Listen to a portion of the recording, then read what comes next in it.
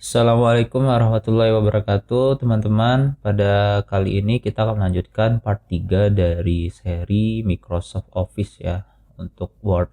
Kita akan melanjutkan ke bagian paragraf. Kita hapus dulu bagian ini, kita sudah belajar di bagian sebelumnya. Ini kita akan coba membuat kalimat ya. Contohnya barang satu. Lalu misalnya saya enter, terus kita buat barang 2, barang 3. Untuk fungsi yang pertama di sini ada yang namanya bullets. Fungsinya seperti ini. Kalau misalnya kita blok bagian ini dari bawah ke atas atau Ctrl A sama aja. Terus kita pilih bagian bullets itu akan seperti ini. Jadi ada titik di bagian ini. Tapi kalau misalnya kalian nggak mau pakai titik seperti ini juga bisa diganti di titik tiganya. Itu ada segitiga di sini. Itu bisa dipilih. Misalnya, kagak kelihatan ya. Sebentar. Saya turunkan dulu. Nah, misalnya ya, kita mau ganti titik hitamnya jadi warna putih atau kotak atau seperti ini. Bisa juga seperti ini. Tanda centang atau tanda panah juga bisa. Tapi kalau nggak mau juga bisa dimatiin dengan cara bisa klik lagi satu kali. Nah, untuk yang sebelahnya juga sama, tapi yang di sini numbering.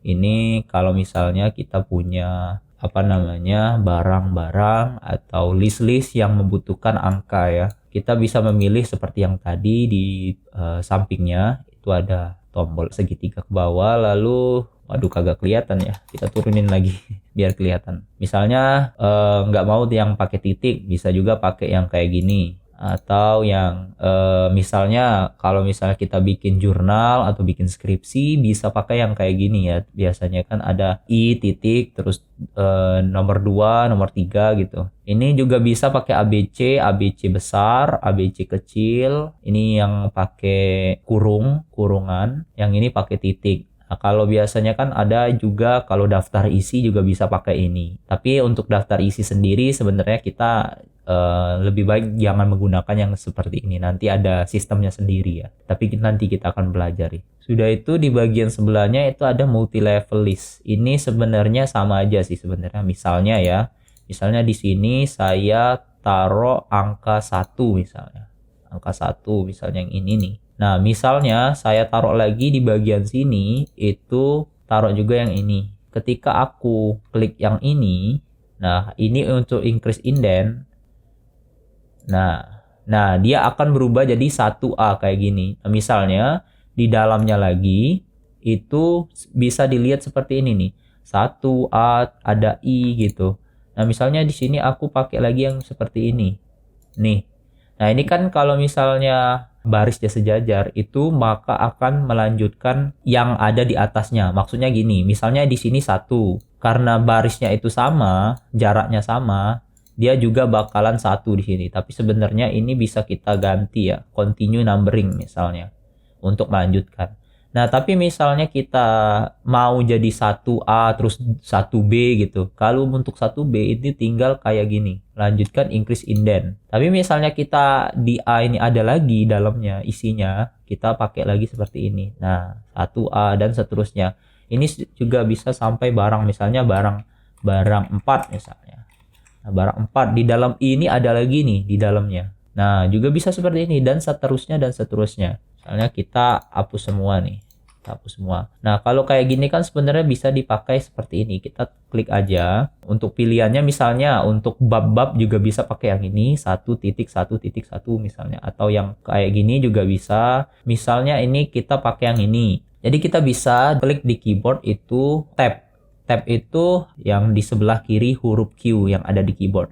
Itu kita tap, maka dia akan secara otomatis akan increase indent. Begitu juga dengan seterusnya. Misalnya di sini barang 3 nih, aku tap, langsung terotomatis mengikuti yang di atasnya. Misal kita tap lagi ke 1.1.1. Nah, ini juga bisa tap lagi dan seterusnya. Juga kita bisa tap sebanyak yang kita inginkan. Nah, lalu kalau misalnya yang ini sebenarnya decrease indent ini.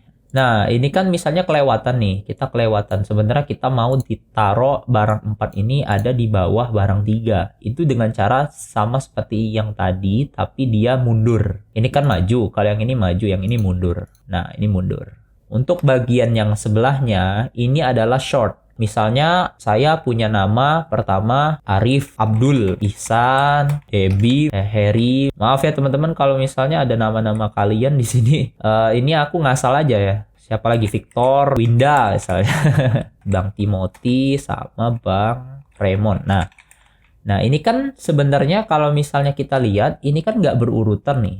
Gimana cara biar kita bisa nge-short ini biar hurufnya itu berurutan? Kita bisa pakai yang namanya fitur sort ini. Jadi kita bisa kontrol A, misalnya mau ngeblok semuanya, atau kita bisa seperti sebelumnya kayak gini, bisa juga ditahan ya, ditahan. Atau diblok kayak gini, bisa juga. Nah misalnya kita contoh pakai yang ngeblok ini, terus kita pilih short ini. Otomatis nanti kita bisa mengatur shortnya itu mau urutannya kebalik, misalnya ascending itu urutannya dari kecil terbesar atau dari A sampai Z.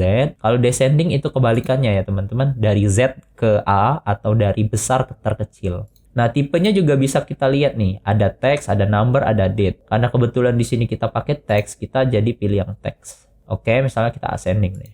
Sekarang dia berurutan secara otomatis. Jadi kita bisa melihat nih A, D, H, I, R, T, V, dan W. Lalu yang selanjutnya itu ada yang namanya paragraf. Ini sebenarnya jarang dipakai ya teman-teman. Tapi kalian bisa gunain kayak gini misalnya. Nah, anggaplah kayak gini. Nah, ini dianggap oleh Microsoft Word ini masih satu paragraf. Jadi tanda ini sebenarnya cuma mau nandain ini paragraf 1, paragraf 2, 3, 4 gitu. Ya, pokoknya sebenarnya cuma mau nandain doang sih. Nah, misalnya contohnya aku punya tulisan seperti ini. Nah, misalnya kita taruh klik yang di sini, maka dia tulisannya akan rata kiri. Tapi kalau misalnya kita klik yang ini, maka dia akan center. Dia tulisannya akan ke tengah dari lembar kertasnya. Lalu kalau misalnya aku klik yang ini, itu align right, itu dia bakalan rata sebelah kanan ya, teman-teman. Nah, tadi rata kiri, terus yang ini rata tengah, dia bakal ke tengah, ini rata kanan, dan kalau misalnya aku pilih yang ini, dia bakalan justify. Nah, justify contohnya kayak gimana? Nah, kalau kayak gini kan, dia masih rata kanan nih. Kalau misalnya aku taruh kayak gini, maka dia bakalan sejajar. Kiri dan kanan, dia bakalan sejajar dengan semua tulisannya. Nah, untuk bagian yang ini namanya line and paragraph spacing. Maksudnya spasi jarak antara baris 1, baris 2, dan seterusnya. Kita bisa blok di sini, terus kita pakai ini. Nah, ini bisa lihat nih, kita ada pilihan di sini 1,0, 1,15, 1,5, 2, 2,5, 3, dan seterusnya. Di sini kalian bisa lihat nih, misalnya untuk lebih advance-nya, untuk lebih detail bisa dilihat di sini. Nah, misalnya aku ganti lagi jadi 2 nih, 2,5. Maka dia jaraknya akan sebesar ini. Tapi, bagi teman-teman yang mau menggunakan tulisan seperti ini, misalnya nih, aku mau bikin ini, misalnya aku enter ya. Ini aku enter juga nih. Ini aku enter. Nah, misalnya jarak antara ini dan yang ini, itu kita mau tambah. Tapi, spasinya tetap misalnya 1,5 nih.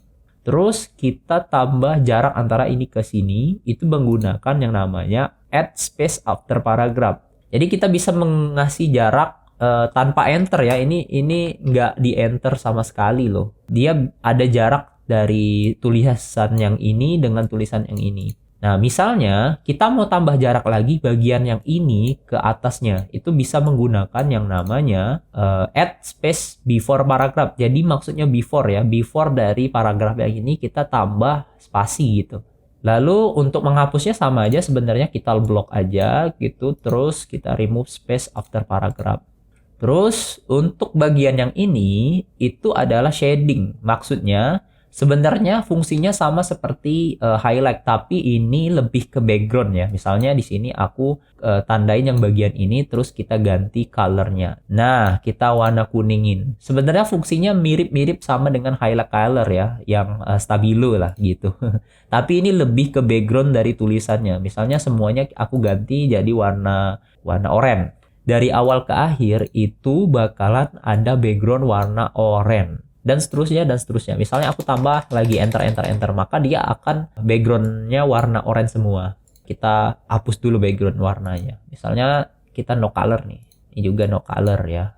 Lalu misalnya bagian sebelahnya itu adalah border. Kalau misalnya kalian mau kasih border, sebenarnya bisa ya teman-teman. Border itu artinya garis ya teman-teman. Jadi di sini ada banyak border nih. Ada bottom border, top border, left, right. Jadi kanan kiri, atas bawah. Kalau misalnya kalian mau bikin kotak juga bisa nih. Outside border, inside. Nanti sebenarnya border ini bakal kepake itu pada bagian apa namanya? Tabel ya. Nantilah kita akan belajar itu. Nah, contohnya kita kasih border di sini, bottom border. Jadi, misalnya bab 1 misalnya. Nah, terus kita enter. Kalau kita enter dia bakalan seperti ini. Kita harus melakukan spasi-spasi dulu ya, teman-teman. Kita tulis di sini, haha. Nah, karena ini semua huruf besar semua, kita udah belajar ya. Kita bisa mengganti sentence case. Nah, gini. Terus kita taruh di sudut sini misalnya.